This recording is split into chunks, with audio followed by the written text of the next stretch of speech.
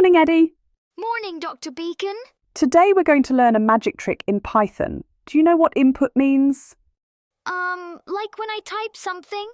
Exactly. Imagine your computer is a magic box. You can talk to it, but to make it listen to you, you need input.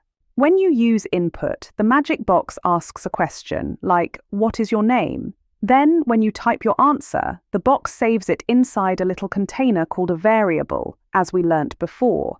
It's like giving the computer a memory pouch to keep your words safe. For example, name equals input. What is your name? The computer takes your answer and saves it in a variable. Remember, a variable is like a memory pouch where the computer keeps your answer safe. In this example, the pouch is called name. Oh, so the variable is like a bucket that holds my answer?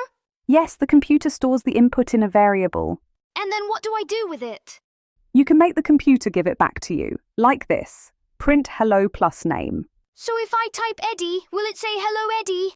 Exactly. The computer prints the input back to the user. Let's see it in VS Code.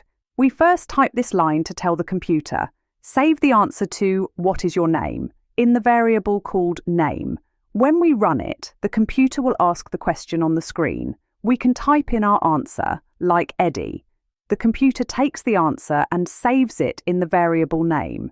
But notice, it doesn't show the answer back yet, unless we tell it to. So next, we ask the computer to print it. Now, when we run the program again, we type our name and press enter, and the computer greets us. "Hello, Eddie." The whole process works like this. You ask the user for an answer, the computer takes that answer and stores it in a variable, and then it shows the answer back on the screen. Yay! I made the computer say my name. This looks awesome. Can I make it ask for my favorite food?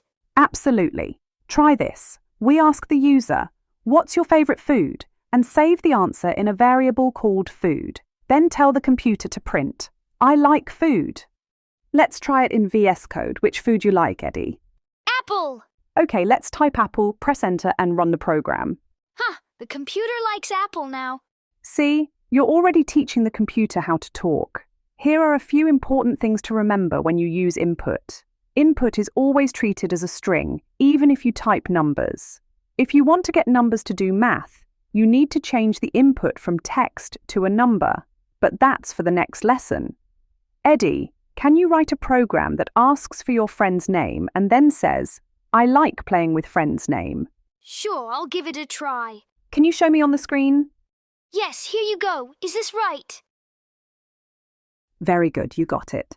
Yay! Now I can talk to the computer! So today we learned how to use input to make the computer ask questions. The answer we type is saved in a variable like a box that remembers. We can use that answer later in our program to do cool stuff. Remember, input is always text. Even if you type a number, it's stored as text first.